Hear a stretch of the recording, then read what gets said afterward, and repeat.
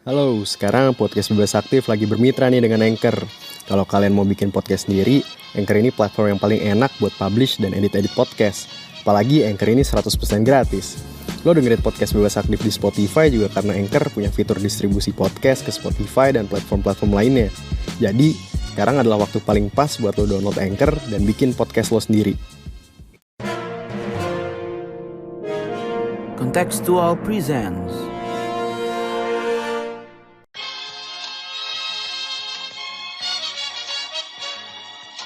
伟大、光荣、正确的中国共产党万岁 Ladies and gentlemen, it was time to end a 20-year war. No one is safe until everyone is. The world is waking up and change is coming whether you like it or not. Selamat datang kembali di Podcast Bebas Aktif season kedua, episode ke-22. Ada gue Raffi di sini. Kita ramai. Di sini ada Ikhlas. Halo Mas. Halo Raf. Ada Mas Habib juga. Halo Mas Habib, apa kabar? Baik, alhamdulillah. Terus ada Mas Sofwan juga tentu saja. Halo Mas. Halo. Oke, jadi sepertinya kita hari ini akan membahas masih tentang krisis di Ukraina dan Rusia, invasi Rusia di Ukraina karena udah berapa minggu ya ini? Udah 2 mingguan ya? Iya, kayaknya hari ini tepat 2 minggu. 2 minggu dah. Iya, Pak. Tepat 2 minggu dari invasi Rusia ke Ukraina yang udah menghebohkan dunia dan udah direspon dengan macam-macam ya. Mulai dari sanksi ekonomi sampai nge-ban atlet, sampai macam-macam lah. Ada di berbagai dimensi untuk mencegah Rusia semakin mengokohkan posisinya di Ukraina, dan sejauh ini kayaknya belum terjadi apa-apa yang menahan mereka gitu ya. Cuma nanti kita akan membicarakan hal tersebut, udah sejauh mana sanksi-sanksi ini. Tapi sebelum kita berdiskusi lebih lanjut, buat teman-teman yang nggak mau ketinggalan soal update-update berita hubungan internasional dan sosial politik, boleh follow podcast ini, Podcast Bebas Aktif. Follow juga sosmed kita di @contextualcom di Twitter dan di Instagram, dan sering-sering visit website kita di contextual.com karena beritanya sangat-sangat aktual. Oke, mungkin gue ke Ikhlas dulu ya. What's the latest on the crisis, Ikhlas? Apa aja yang terakhir terjadi, udah sejauh mana dunia gitu merespons semenjak kita rekaman di minggu lalu? Oke, ya. Jadi latestnya banget sih kebetulan ya sampai hari ini kita lihat masih diberikan sanksi yang paling baru gitu ya, terutama dari Amerika Serikat. Itu ada dia melarang impor minyak gas dan juga bahkan batu bara ya, kawasan dari Rusia gitu, Amerika. Dan ini juga menjadi sanksi terbaru di atas sanksi lainnya yang sangat banyak diberikan, dan dalam sejarah modern konflik ya mungkin ini salah satu pemberian sanksi yang paling besar gitu kan dibanding dengan sanksi bagi negara-negara lainnya gitu. Ya mungkin juga salah satu negara yang paling besar gitu kan. Dan sanksi yang kumulatif ini memang mencapai banyak sektor gitu kan. Beberapa banyak yang lebih ditargetkan kepada oligark Rusia gitu kan, yang dia menjadi tulang punggung bagi kekuasaan Putin gitu kan, yang asetnya banyak dibekukan di berbagai negara, dan juga aset dari Rusia itu sendiri dibekukan juga di berbagai negara gitu kan. Tapi ada juga beberapa perubahan lainnya yang lebih sweeping, seperti Rusia yang kemudian di-ban dari SWIFT, dan juga larangan terbang untuk banyak negara yang mungkin efeknya lebih mendestabilize Rusia secara keseluruhan gitu kan. Dan kita bisa lihat seluruh sanctions itu yang sangat sweeping, meskipun masih bisa ditingkatkan lagi gitu ya, kalau mungkin kita lihat itu sudah membawa banyak perubahan terhadap Rusia, baik pada rakyatnya secara keseluruhan, kondisi ekonominya yang sedang jatuh, dan juga orang-orang terdekat Putin gitu kan. Tapi yang kita lihat ya sanctionsnya dari sekarang sampai sekarang itu belum mampu gitu. Kalau dibilang sanctions untuk mengubah perilaku Rusia atau bahkan untuk menghentikan perang, ya itu belum terjadi. Mungkin yang paling yang sempat bikin perdebatan atau sempat ragu-ragu untuk dilakukan adalah menyangsi dari SWIFT kali ya, yang tapi akhirnya dilakukan juga. But it doesn't seem to deter Rusia after all gitu, Mas Habib. What will deter Rusia kalau kayak gitu? Kalau semua segalanya udah dilakukan economic wise. Kalau menurut gue yang menarik dari sanksi ini adalah bahwa efektivitasnya atau sebenarnya pernyataan sikap. Nah ini dua hal yang perlu kita telaah, karena gue kemarin baru baca tulisan di The Economist, itu ada salah satu penulisnya, jadi ada by invitation, yakni dia itu seorang pembelajar mengenai sanksi, itu menyebutkan bahwa dari 12 sanksi yang sekitar yang ada kejadian perang atau kejadian yang melibatkan itu ya, the use of force itu kalau nggak salah, correct me if I'm wrong, itu cuma 3 yang berhasil tuh, dari 12 itu cuma 3 yang berhasil, itu pun yang benar-benar termanifestasi, bukan hanya sekedar ancaman, itu pun cuma 1 gitu, yakni ketika Amerika Serikat itu mengancam Inggris untuk menarik pasukannya dari terusan Suez tuh, waktu ada krisis Suez tahun 50-an. Nah, tapi memang sekarang ini kenapa sanksi itu menjadi sesuatu yang sangat penting dalam politik internasional dan geoekonomi, karena ya satu itu karena pernyataan sikap bahwa ini kami menyatakan ini tindakan yang salah gitu, misalkan oleh suatu negara gitu. Dan kedua adalah aspek dimensi ekonomi, di mana ekonomi kan makin terhubung satu sama lain, sehingga gitu ada anggapan bahwa ketika satu titik itu dipencet, ya ini ada sanksi itu gitu, ini akan mempengaruhi mereka dan akan membuat suatu negara itu akan mengikuti maunya kayak apa gitu. Tapi ternyata dalam kasus Rusia ini kan tidak semudah itu kan, karena walaupun memang secara faktual ekonominya tergoncang sekali gitu, bahkan rubel itu sudah mendekati 150 bahkan lebih kalau nggak salah per $1, yang itu angkanya cukup tinggi. Dan bahkan pagi ini tadi gua baca bahwa salah satu lembaga kreditur itu juga akan menyebutkan bahwa Rusia akan dianggap default.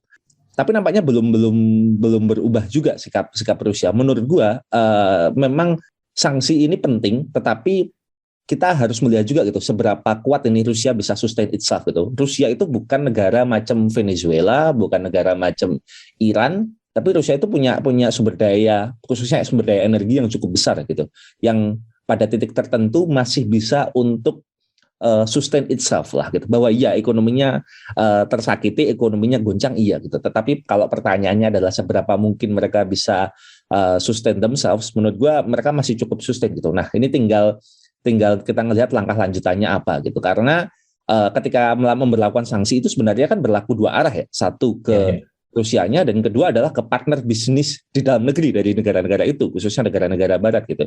Dan ini yang membuat pada titik tertentu beberapa negara barat itu juga mikir gitu.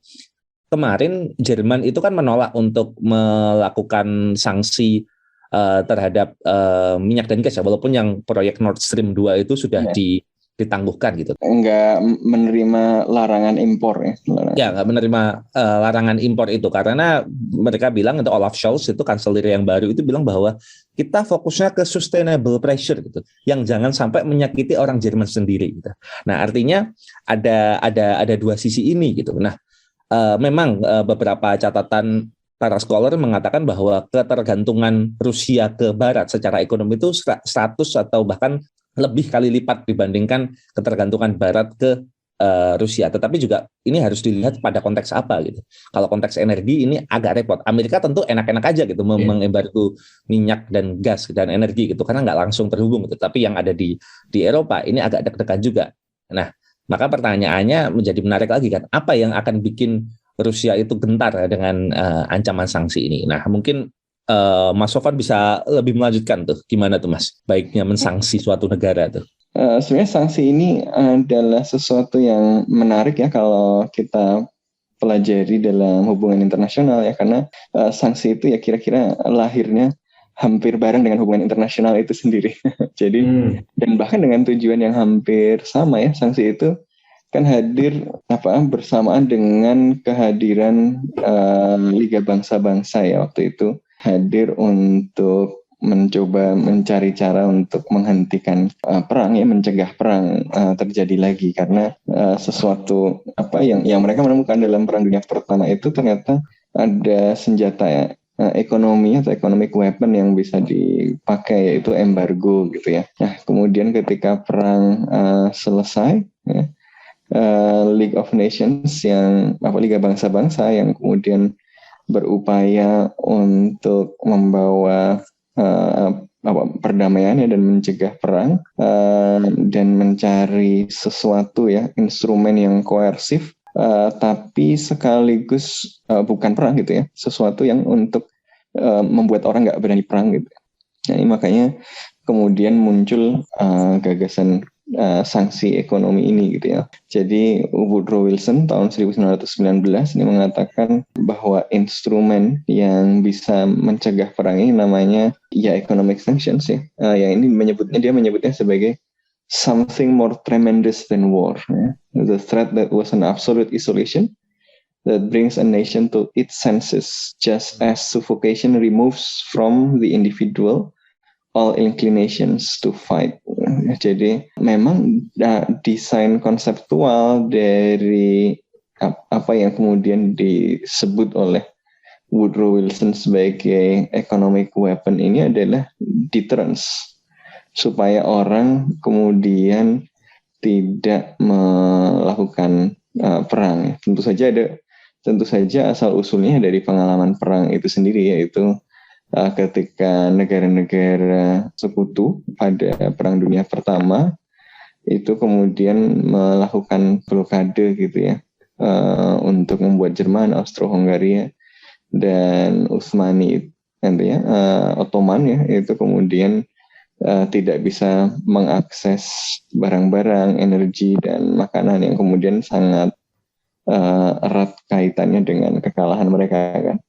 Tapi harus diingat juga dengan senjata itu di Eropa Tengah dan Timur Tengah ya, ribuan orang kemudian mengalami kelaparan ya. Efektif. Kan ketiga empire itu akhirnya runtuh dan kalah gitu ya. Nah tapi korbannya banyak gitu. Dan karena itu kemudian Wilson melihat bahwa ini bisa digunakan untuk tujuan yang lebih mulia, yaitu mencegah perangnya terjadi. Tapi kalau kita lihat, meskipun tujuannya demikian, ya karena dia juga hadir bareng dengan Liga Bangsa-Bangsa, jadi senjatanya Liga Bangsa-Bangsa itu ya sanksi ekonomi. Ya. Tapi kemudian kita lihat sanksi ekonomi dan Liga Bangsa-Bangsa itu sendiri ternyata kemudian runtuh gitu kan. Tapi sanksi ekonomi itu sampai sekarang masih berkembang dan masih dipakai. Nah ini ada buku bagus yang tadi termasuk cerita soal Woodrow Wilson tadi dari buku ini. Bukunya Nicholas Mulder ya, The Economic Weapon. Dia melihat sejarah perkembangan gagasan dan praktik sanksi ekonomi. Dan kalau kita lihat ternyata memang recordnya itu mix gitu. Dia itu nggak selalu efektif tapi nggak selalu nggak efektif gitu ya. Yang paling tricky dari sanksi ya, ketika misalnya orang sepakat misalnya Barat sepakat sanksi Eropa supaya kalau bahasanya Wilson tadi mengembalikan si target tadi back to its senses gitu kan. Tapi ternyata itu tricky untuk menentukan operasionalisasinya kan. Oke, misalnya impor gas boleh nggak gitu ya, dan seterusnya. Nah, ini kemudian karena akan berdampak juga ke yang lain gitu. Nah, menarik. Dan tadi juga sempat disebut kalau ada keterikatan ekonomi gitu ya antara Rusia dan Eropa, khususnya apalagi di bidang gas gitu. Dan melihat dari kerangka itu kan seharusnya keterikatan ekonomi ini dan ketergantungan dalam derajat tertentu itu harusnya kan bisa mengurangi kemungkinan invasi semacam ini gitu. Tapi ternyata ketergantungan ini juga yang pada akhirnya mengikat tangannya salah satu pihak untuk mencegah eskalasi dari suatu kejadian seperti invasi seperti ini gitu. Nah, Klas, lu ngeliatnya gimana, Klas, soal ketergantungan ekonomi antara Eropa dan Rusia ini? Pada akhirnya akan mengikat mereka dalam jangka panjang, ataukah pada akhirnya mereka cukup berani untuk go beyond gitu, untuk pada akhirnya mencegah Rusia? Sebenarnya lucu sih ya, karena sebenarnya gue tuh kepikiran kalau terkait sanksi terus kita ngomong ketergantungan. Ini mungkin kita tahu teori democratic peace gitu ya, apa yang kayak kalau kita semakin banyak perdagangan gitu antara satu negara sama yang lain, jadi semakin unlikely gitu kan perang itu. Tapi ya mungkin dalam kasus ini kan Rusia nggak dikonsider sebagai demokrasi juga. Tapi intinya terutama buat demokrasi ya mungkin ketika di satu sisi itu trade links atau links pada umumnya gitu antara berbagai elemen di negaranya dengan negara lain itu bisa dilihat sebagai sesuatu yang mencegah perang. Tapi di sisi yang lain emang mendismantle links-links tersebut, termasuk terutama dalam perdagangan, itu menjadi suatu hal yang painful juga gitu kan, karena ya banyak orang yang berkepentingan juga, nggak cuman karena nggak seperti kayak di negara otoriter misalnya, kayak oke yang bilang dia putusin hubungan sama negara ini langsung diputusin gitu semuanya. Tapi kalau ini kan ada banyak orang yang kemudian lebih tarik-menarik dalam buat keputusannya, yang punya lebih banyak kepentingan. Tetapi yang momentumnya yang ada di konflik Ukraina sekarang ya, karena berbagai faktor tentunya, baik geopolitik, bahkan konstruksi dari perang ini sendiri, bagaimana dilihat itu oleh negara-negara Barat dan khususnya negara-negara Eropa gitu kan, yang disikapi sangat dengan solidaritas yang tinggi, berbeda dari konflik-konflik lainnya gitu yang mungkin pernah dialami oleh Eropa atau negara-negara di luar Eropa. Sehingga ya tadi kalau menurut gue rumahnya lebih sweeping untuk kemudian mencoba melepas ketergantungan dan dependensi gitu kan, karena kondisinya sekarang yang mereka yang dituntut untuk bisa melakukan sesuatu untuk kemudian in a way kayak hard Russians itulah, untuk kemudian bisa deter mereka, bukan hard sih, deter untuk kemudian terus melanjutkan perangnya gitu kan. Dan alat yang ada in their disposal sekarang adalah ya dalam aspek ekonomi seperti itu gitu kan. Dan ini juga nggak terbatas pada tindakan-tindakan yang eksklusif dilakukan oleh pemerintah, bahkan yang juga di pihak-pihak swasta juga kan, yang kita lihat di direksinya British Petroleum misalnya kan, yang ada diganti gitu kan, dan stakes-nya perusahaan Rusia yang juga disingkirkan lah gitu istilahnya, gue kurang tahu detailnya, sampai Chelsea juga gitu kan. Roman Abramovich, jadi sampai McDonald's sama Coca-Cola ya, sampai McDonald's dan segala macam lah juga tutup gitu kan. Jadi sebenarnya cukup orchestrated lah menurut gue, dan meluas gitu. Dan ini menjadi satu hal yang dilakukan ya karena dituntut untuk melakukan itu, dan juga ya dirasanya hal yang tepat itu adalah untuk melepaskan ketergantungan dari Rusia gitu kan, sebagai pihak yang kemudian melakukan konflik ini. Meskipun ya nggak tahu gitu dampak jangka panjangnya bakal kayak gimana. Mas Abid, emang Rusia sekuat apa untuk menahan sanksi-sanksi ini? Apa ya sekuat itu sampai ya dari tadi McDonald's lah, oligark udah diserang lah. Nah, ngomong-ngomong soal McDonald's, gue tuh kemarin lihat ada satu tweet lucu banget dari Karl Marx, itu salah satu akun Twitter favorit gue. Dia itu bilang gitu, ini kan McDonald's, terus Pepsi, Coca-Cola ini kan nge-ban atau menghentikan operasinya di sana ya kan. Ini tujuannya menghukum Rusia atau mensehatkan Rusia? Jadi diet ya. Iya. Mungkin bisa lihat statistik obesitasnya setelah itu kali ya. Itu dia. Tapi gue akan berargumentasi bahwa sebenarnya sanksi ekonomi itu dampak yang lebih terasa itu adalah mengubah perilaku ekonomi dari negara yang ditarget. Itu sih, daripada perilaku politik dan keamanannya ya. Artinya kayak misalkan atau perilaku rezimnya gitu. Karena sekarang gue jarang sekali melihat sanksi yang benar-benar mengubah perilaku negara yang misalkan bring them to the table gitu, to the negotiation table gitu. Iran mungkin salah satu contoh yang mungkin bisa diajak ngobrol ya. Tetapi kalau masuk contohnya yang lebih ekstrim gitu, kayak misalkan Venezuela atau Korea Utara kurang disanksi apa tuh? Itu ekonominya benar-benar terisolasi gitu. Itu nggak mengubah serta-merta perilaku politik luar negeri negara tersebut sih, tapi perilaku ekonominya iya gitu. Akhirnya mereka mencari cara biar lebih bisa mensustain ekonominya sendiri gitu. Itu negara yang relatively lebih kecil size ekonominya, dan Rusia ini kan gede gitu. Terutama lagi-lagi ya, yang salah satu hal yang paling penting dari dimensi ekonomi Rusia adalah energi gitu, dan energi kita harus mengakui itu menjadi salah satu hal yang paling penting dalam aktivitas ekonomi, dan mereka salah satu produsen minyak terbesar, gas terbesar dunia gitu. Yang gue nggak terlalu optimistis sanksi ini akan mengubah serta-merta Putin untuk jadi udah deh, gue kayaknya ini akan menyakiti ekonomi negara gue, harus gue akan hentikan gitu. Gue nggak melihatnya kayak gitu. Menurut gue yang paling terkena dampak ini adalah ya para pengusaha, para rakyatnya gitu. Masalahnya ini kan bukan negara yang kayak negara-negara Uni Eropa gitu kan, yang ada intrikasi antara rakyat, pemimpin dan civil society dan misalkan kelompok bisnisnya gitu. Ini lebih didominasi oleh elit gitu, elit politik khususnya Putin dan orang-orang di sekitarnya gitu, yang gue nggak yakin akan mengubah perilaku mereka gitu. Bahkan yang gue lihat adalah ini baru akan bisa mengubah situasi kalau misalkan ditambahi dengan dimensi-dimensi politik dan keamanan lain gitu misalkan.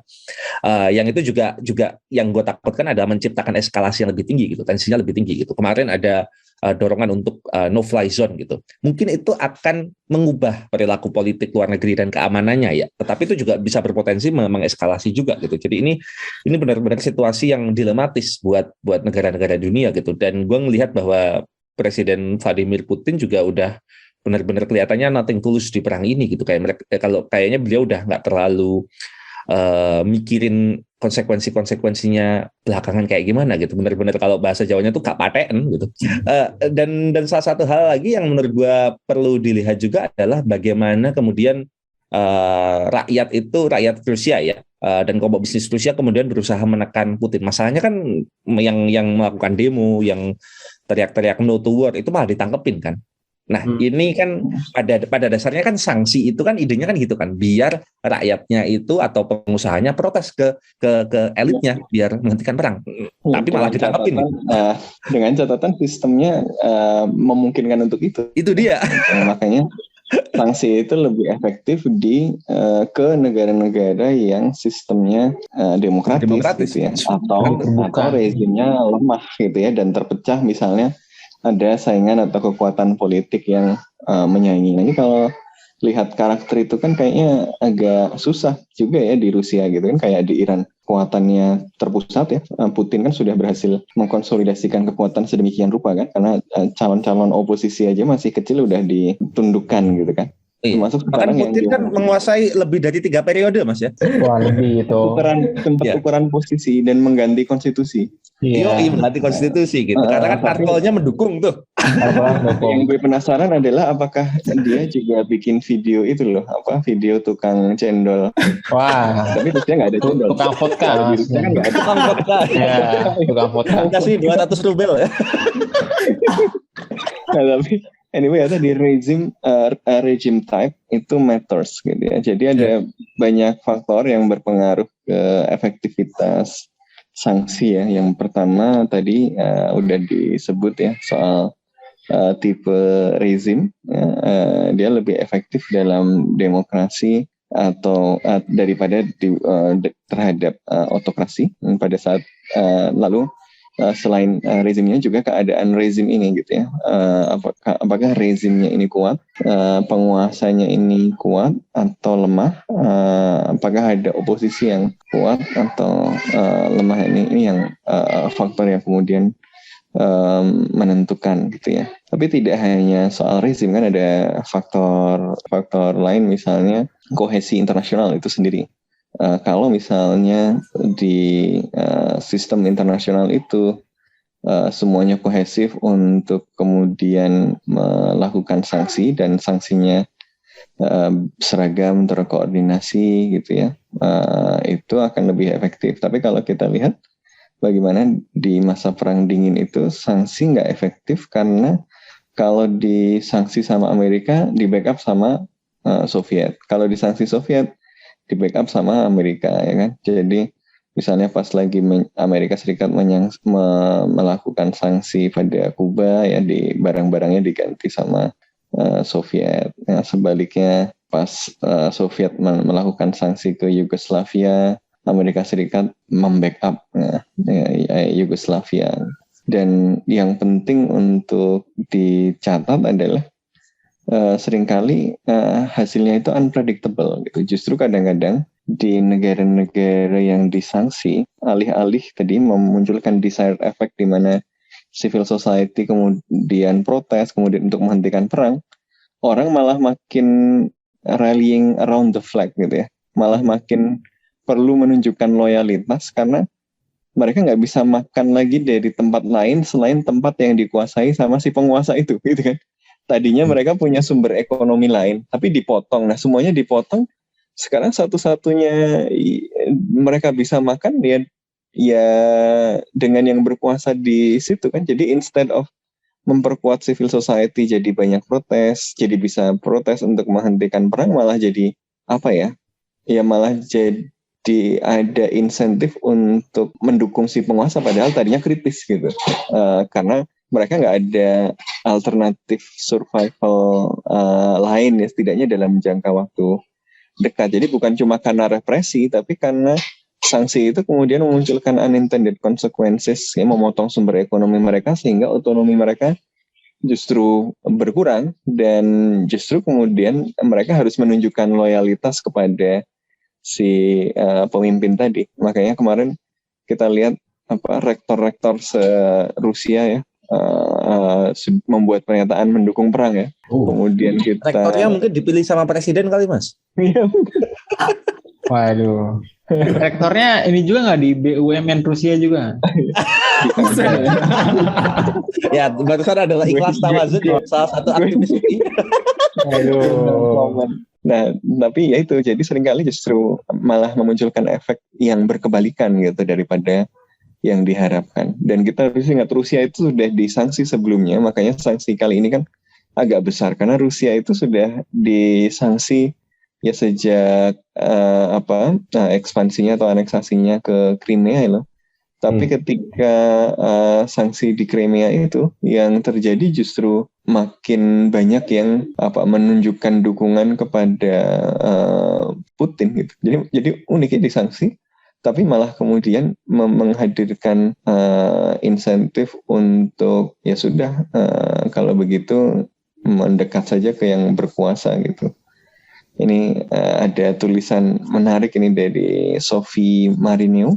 Dia nyatet respon civil society pas sanksi di Crimea. Dia mencatat catatan dari Andrei Kolesnikov dari Moscow University. Dia bilang, they would better vote for the hand that feeds them, or there might be nothing to eat at all. Nah, jadi justru karena sanksi ya jadi malah memperkuat yang kuat tadi gitu ya. Jadi ini memang kompleks sekali sanksi. Makanya kalau kita lihat datanya hari ini ada lebih dari 30 sanction regimes ya. Ada lebih dari 30 sanksi yang sedang diberlakukan dan ya macam-macam gitu. PBB sejak tahun 1966 itu sudah memberikan 30 sanksi ekonomi gitu.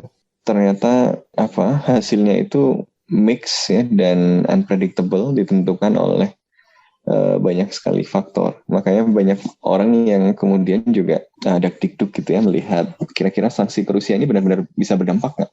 Bahwa ini punya dampak ekonomi ke Rusia iya gitu ya. Rubel hancur, aset disita di mana-mana dan seterusnya gitu ya. Cuma apakah dia menghadirkan dampaknya? Jadi economic sanctions itu kan tujuannya politik seperti tadi yang disampaikan.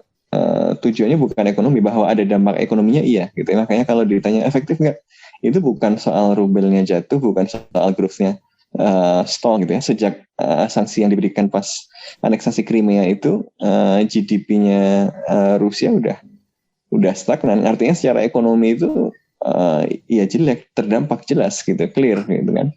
Dampak ekonominya itu clear gitu. Yang menjadi pertanyaan adalah tujuan dari sanksi itu sifatnya politik gitu. Dan tujuan dari sanksi yang bersifat politik ini ternyata tidak selalu tercapai meskipun dampak ekonominya itu signifikan. Nah, ini yang kemudian membuat sanksi ini menjadi sesuatu yang tricky gitu ya.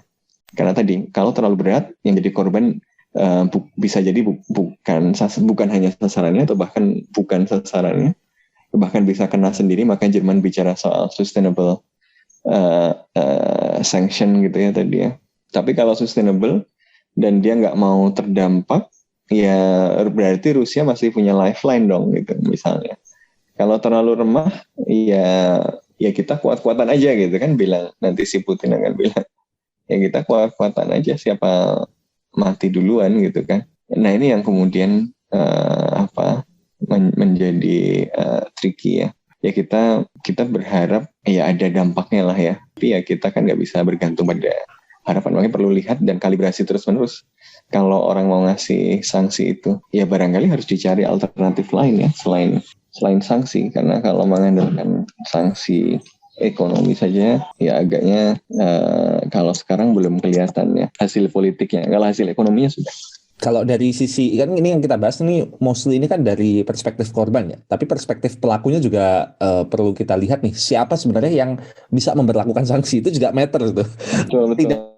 Kalau negara pemberi sanksi itu tidak terlalu matter, itu juga kayaknya lebih membunuh dirinya sendiri gitu. Indonesia malah memberikan sanksi kepada Amerika Serikat gitu. Wah itu itu gokil juga tuh. Makanya ini mungkin nyambung sama sikap Indonesia juga ya, kenapa gua sepakat sama Kementerian Luar Negeri untuk hanya sebatas mengutuk ya lewat UN General Assembly kemarin instead of ikut-ikutan memberikan sanksi. Kayaknya kalau kita memberikan sanksi, satu, posisi kita kan nggak cukup kuat, dan kedua adalah kita memang bukan hostile parties lah di situ. Kita kan fokusnya bukan memihak mana-mana kan, tapi fokus pada amanat konstitusi, menjaga perdamaian dunia, dan ya mewujudkan politik bebas aktif itulah.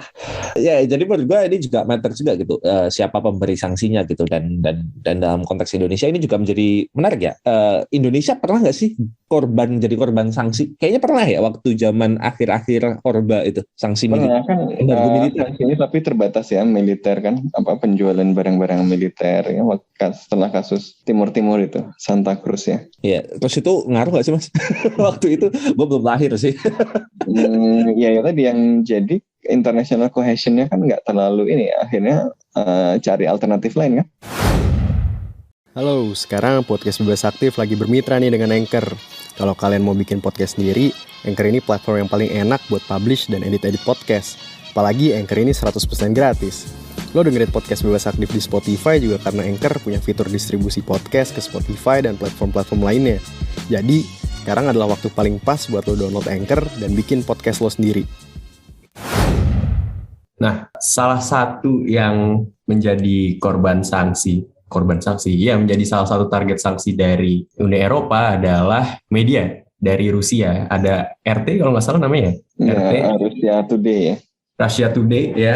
Kita masih bisa nonton ya di sini. Oh di sini masih ya.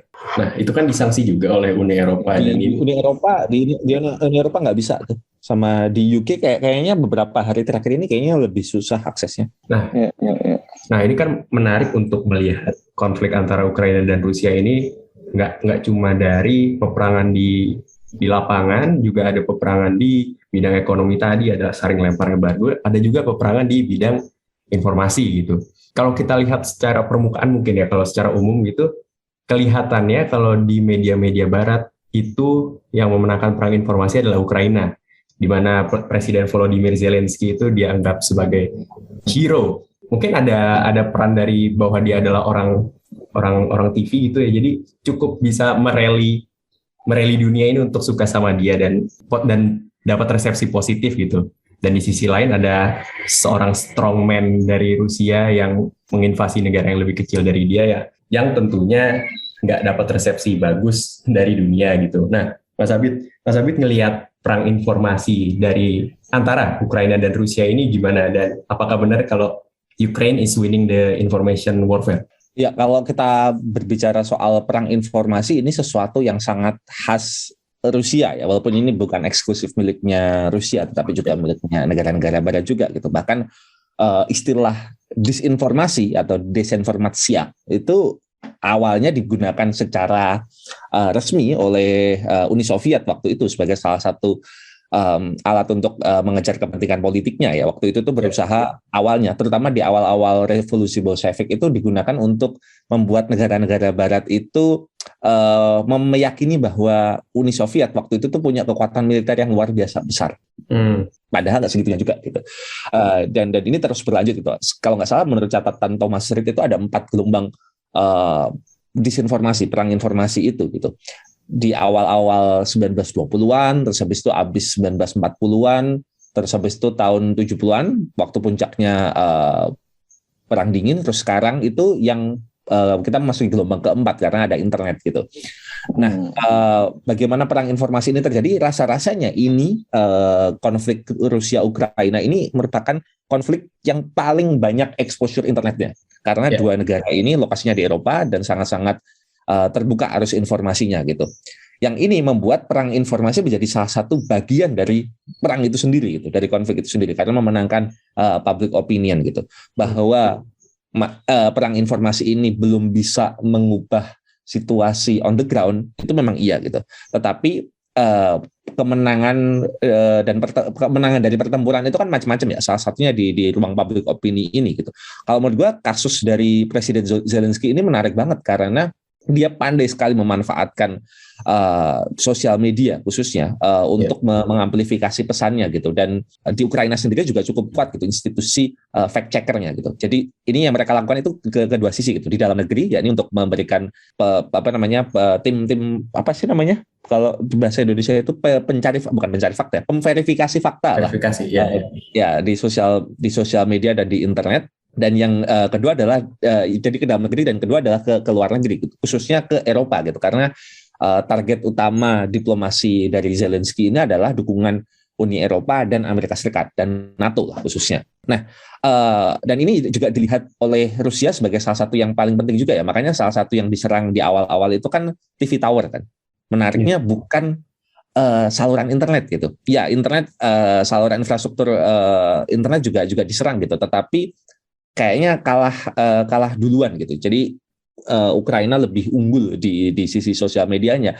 Ini menurut gua karena menurut gua ini ya salah satunya adalah berkah demokrasi ya. Lebih demokratis Ukraina, lebih terbuka masyarakatnya Ukraina gitu. Jadi ketika dimatikan satu agen informasinya itu, yang lain itu masih bisa nyebar gitu dan teramplifikasi ke barat gitu. Memang ini ada dorongan institusionalnya ya, berupa misalkan di barat kemudian kayak RT sama Sputnik itu kemudian dilarang gitu dan barat kemudian mengamplifikasi berita dari sisi Ukrainanya yang lebih banyak dilihat. Ada aspek itunya juga, tetapi nggak bisa dipungkiri bahwa Ukraina secara institusi kenegaraan dari masyarakatnya maupun dari presidennya sendiri punya faktor yang sangat besar gitu, khususnya presidennya sih.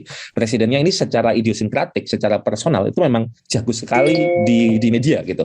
Karena memang ya tadi yang lo sebut bahwa dia punya pengalaman di media, tetapi juga personalitinya tuh kelihatan orang ini tuh real gitu loh, maksudnya dia tuh benar-benar berusaha patriotik dan herois gitu, heroik. Dan menurut gue ada berbagai macam faktor gitu, dan memang Rusia mau tidak mau sangat-sangat kalah gitu. Tapi yang harus kita lihat juga di dalam negeri, Rusia juga masih cukup kuat nih memastikan bahwa dukungan terhadap invasi ini masih kuat gitu.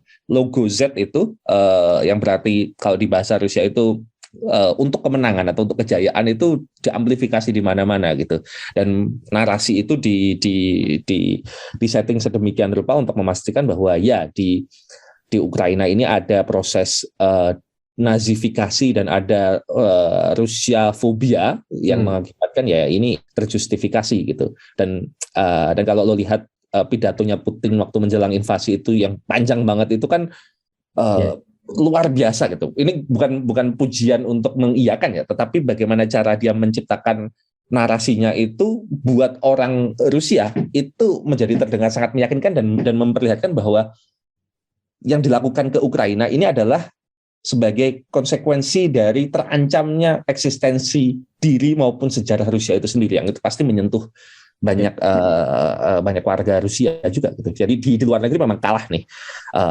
Rusia ini dalam perang informasi. Tapi di dalam negeri gua masih melihat bahwa mereka masih bisa mengontrol saluran informasi. Katanya ada survei, nggak tahu surveinya benar atau nggak, tingkat kepuasannya malah meningkat nih. Itu dia gitu. Nah ini kan ada istilahnya tuh Napoleon syndrome kan. Kalau di dalam negeri itu lagi kacau, alihin aja ke luar negeri gitu. Tapi itu memang kalau kata Mas Sofan di asumsi bersuara sih, celah. Katanya ini bukan faktor yang dominan ya Mas ya. Gue dengerin tuh Mas. Iya.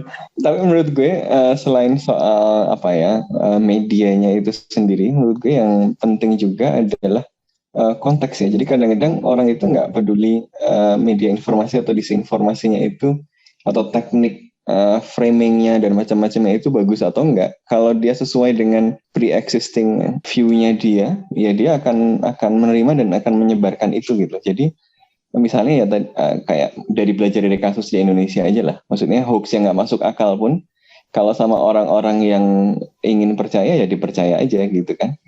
Jadi sama kayak kasus ini, kenapa Zelensky bisa sangat populer. Ini bukan hanya karena dia skillful gitu ya. Bukan hanya karena Ukraina melakukan perang informasi dengan sangat efektif ya, cerita-cerita heroik. Kalau ngikutin Twitternya Ukraina banyak tuh, kan ceritanya sangat human interest semua ya. Ceritanya pernikahan di medan juang kan, terus anak kecil menyanyi Let It Go di bawah reruntuhan ya kan, terus Ghost of Kiev ya. Dan seterusnya. Itu juga banyak cerita-cerita yang kalau kita baca reportnya New York Times juga menarik kan, ada yang fakta, ada yang mitos, ada yang ini macam-macam. Tapi di luar itu kenapa receptionnya tinggi, itu menurut gue juga karena dia kemudian masuk ke dalam suasana kebatinan masyarakat Barat ya, terutama hari ini gitu.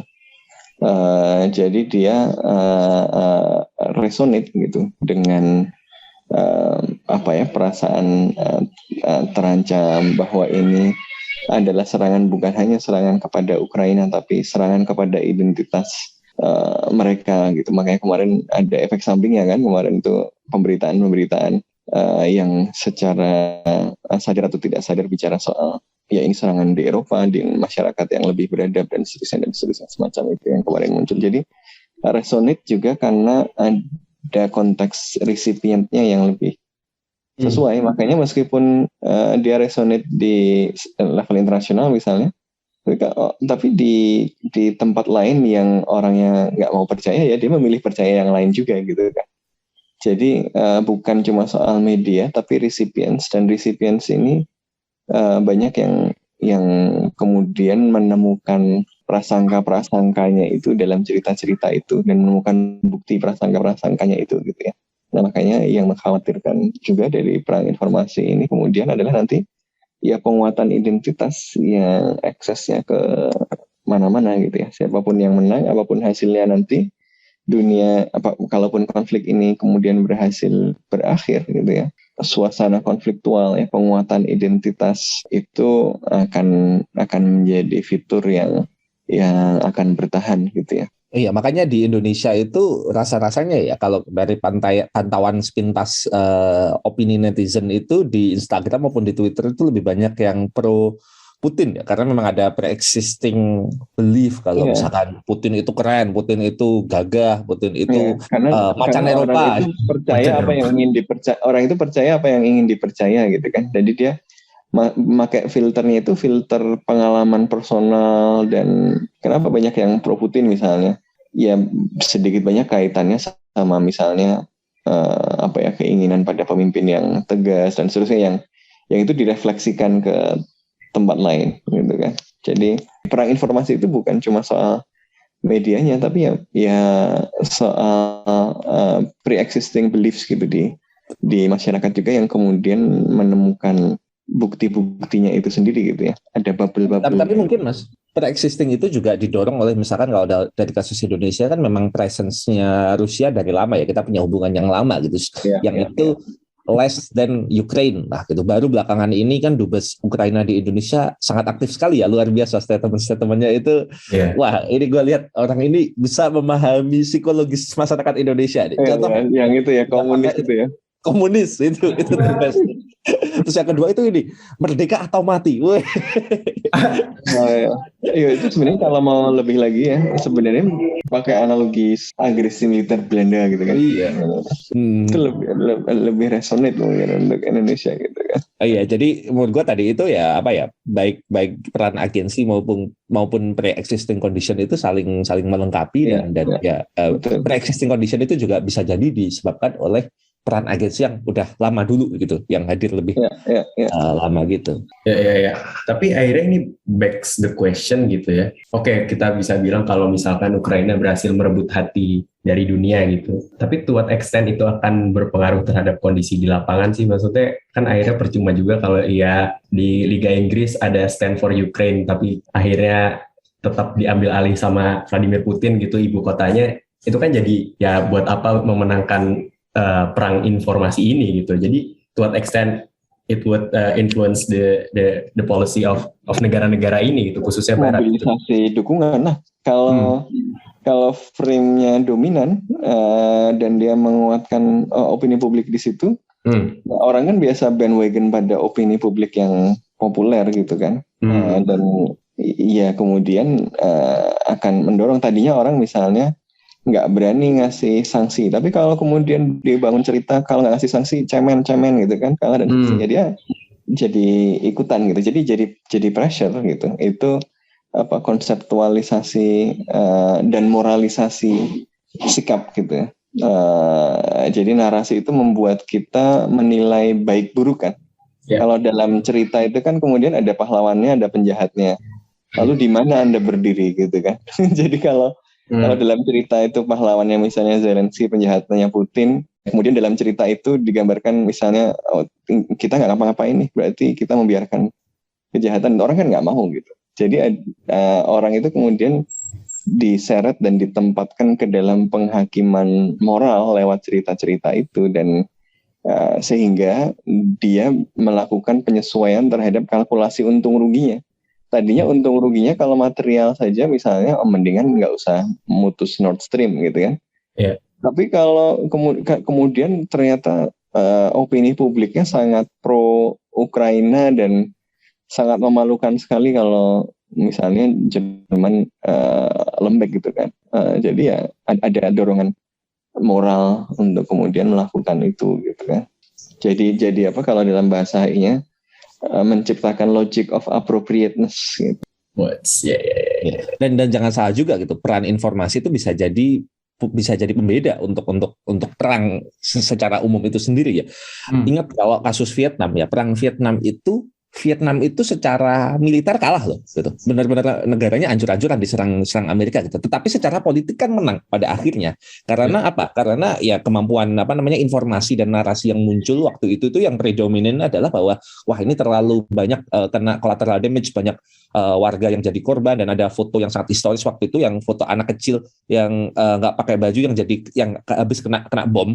Itu kan waktu itu sangat-sangat luar biasa efeknya ke publik internasional, yang itu akhirnya meminta Amerika untuk udah tarik pasukan dari Vietnam, dan ya it matters gitu sometimes gitu. Bahkan dalam kasus Indonesia waktu kita lagi agresi itu kan salah satu yang dilakukan adalah upaya diplomasi internasionalnya kan, diantaranya kan untuk menciptakan dukungan internasional kan, narasinya, informasinya kayak apa gitu, baik yang ada di dalam negeri juga. Waktu itu kan memang kita secara militer waktu itu gimana coy, di mayoritas kawasan di Indonesia tuh dikuasai Belanda waktu 45 sampai 49 gitu. Iya, jadi emang mungkin bicaranya ini beda medan tempur lah, meskipun dalam satu peperangan gitu kan. Kalau pertempuran yang terjadi secara fisik itu kan berarti kita ngomongnya power secara material gitu kan, secara kapabilitas militer gitu. Tapi kita nggak bisa nafikan juga gitu kan, kita bukan realis mentok yang cuman ada power secara material doang, tapi kita juga ada power yang non material gitu kan. Ya soft power itu kah, normative power, atau ya juga kalau mungkin ini power over opinion gitu kan ya, kemudian bisa memengaruhi jalannya perang secara keseluruhan. Dan mungkin lebih penting lagi di demokrasi gitu ya, karena kan ya negara dan para pengambil kebijakan itu nggak bebas dari opini publik gitu, bahkan justru opini publik yang menentukan mereka, yang memilih mereka, yang membuat mereka kemudian bisa ada di posisi kekuasaan dan mengambil kebijakan-kebijakannya gitu. Jadi in the long run ini akan kemenangan dalam perang informasi juga akan sangat mempengaruhi gitu loh perjuangan Ukraina, apapun hasilnya di medan tempur fisiknya. Terakhir kali ya, mungkin terakhir untuk menutup juga, melihat pengalaman Ukraina-Rusia ini di mana Rusia betul-betul diantagoniskan dalam kasus ini dan Ukraina betul-betul dieluk-elukan oleh seluruh penjuru dunia gitu. Apakah dengan pengalaman ini in the near future atau mungkin lebih jauh lagi, invasi-invasi model begini akan lebih jarang terjadi ya? Apakah Rusia menginvasi Ukraina ini akan menjadi anomali aja gitu di abad ke-21 ke depannya gitu. Bahkan pada saat Rusia melakukan invasi ini, di tempat lain juga sedang ada banyak invasi. Exactly. Ya ada invasi ke Yaman kan, serangan ke Yaman masih berlangsung. Kekerasan sistematis juga masih berlangsung di Palestina gitu kan.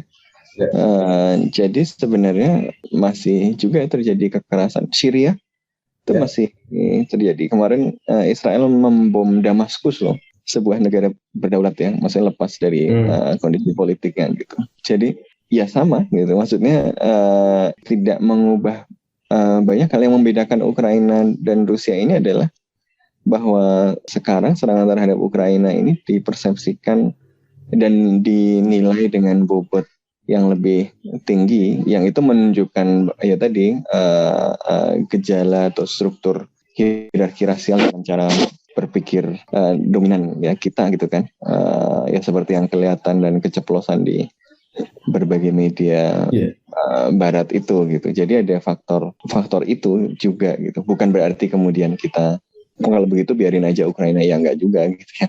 Semua kekerasan, semua invasi, semua kejahatan terhadap kemanusiaan ya harus dihentikan gitu. Cuma kalau bilang bahwa ini akan jadi yang terakhir karena ini sangat dikecam, ya enggak juga. Banyak yang melakukan hal yang sama dengan Rusia, itu enggak dikecam dan santai aja kan. Bahkan Rusia itu kayaknya ngeledek Amerika Serikat deh. Semua yang dia gunakan untuk menjustifikasi serangan kepada Ukraina ini adalah dari playbooknya Amerika Serikat gitu kan. Ada senjata pemusnah massal gitu. Saya menemukan senjata pemusnah massal di Ukraina gitu kan. Kemudian menyerang kelompok fasis ya, kelompok Nazi, kelompok ekstremis dan seterusnya. Jadi Putin itu mocking itu juga gitu rasanya ya, kayaknya ya. Jadi in that sense ada faktor khusus ya yang membuat Ukraina ini mendapatkan perhatian dan solidaritas yang sangat besar. Yang ini bagus gitu ya, bukan berarti kalau begitu jangan peduli, bukan, malah peduli, dan yang lain juga harus dipedulikan juga yang sama gitu loh. Bukan kok yang ini dipedulikan, yang itu nggak dipedulikan, nggak usah peduli sama sekali gitu ya, nggak gitu. Malah justru kok ini dipedulikan, yang lain nggak, yang lain dipedulikan juga gitu. Ya kalau menurut gue sih memang gue sepakat sama Mas Sofan ya. Jadi ketika kita itu melihat suatu isu internasional itu, dan ketika kita memilih salah satu argumen, itu bukan berarti kita siding dengan pihak siapa. Nggak selamanya kayak gitu. Yang terjadi kalau gue lihat di opini publik di netizen ya, minimal ya, itu adalah kalau kita itu mengutuk invasi Ukraina, invasi Rusia ke Ukraina, itu sama dengan kita itu ngebela NATO. Nggak kayak gitu. Ini bukan lo dukung MU atau Manchester City. Kalau lo dukung MU, lo berarti lawannya City, nggak kayak gitu. Kita bisa tetap sama-sama misalkan mengkritisi invasi itu sebagaimana kita mengkritisi invasi Amerika ke Irak gitu, atau invasi Saudi ke Yaman dan seterusnya gitu. Bahwa sekarang ini memang Ukraina ini banyak didukung oleh negara barat, itu memang iya gitu. Tapi itu tanpa mengurangi sikap kita. Kalau kita memang anti penjajahan, kita memang benar-benar berupaya untuk bersikap bahwa ya penjajahan itu memang susah untuk nggak bisa dijustifikasi sama sekali apapun alasannya gitu. Dan penggunaan kekerasan khususnya ke negara yang berdaulat oleh negara lain itu memang sangat costly dan memang tidak human, tidak berkemanusiaan, dan lo nggak harus ngebelain siapapun, lo ngebelain sikap lo gitu. Nah, bahwa kemudian ada negara-negara lain yang kelakuannya kayak begitu ya, kalau lo konsisten dengan sikap lo gitu, lo punya legitimasi yang lebih untuk ngomong itu di kemudian hari gitu. Bahwa ketika sekarang misalkan Putin meledek Amerika Serikat kayak gitu, ya ini juga tanggung jawab kita untuk mengkritisi Amerika juga gitu. Jadi kita tetap bisa mengkritisi dua-duanya tanpa perlu untuk lo berarti bela ini bela itu, nggak kayak gitu. Jadi ketika kita bersikap dalam politik internasional sebagai warga negara Indonesia, dan pada khususnya pada isu-isu mengenai penjajahan, mengenai invasi dan penggunaan kekerasan oleh satu negara ke negara lain gitu, kita tetap bisa bersikap adil sejak dari pikiran dengan perkataan dan perbuatan. Luar biasa. Sepakat. That's a nice closing ya untuk episode kali ini, dan semoga kondisi di Ukraina akan terus membaik, dan di tempat-tempat lain juga di mana warga-warganya terjajah, teropresi, terrepresi juga akan segera membaik dan mereka akan bertahan. Segitu aja podcast Bebas Aktif kali ini, semoga mencerahkan. Gua Raffi, ada Ikhlas juga, ada Mas Sofwan dan ada Mas Abid. Cabut dulu, sampai jumpa di episode selanjutnya.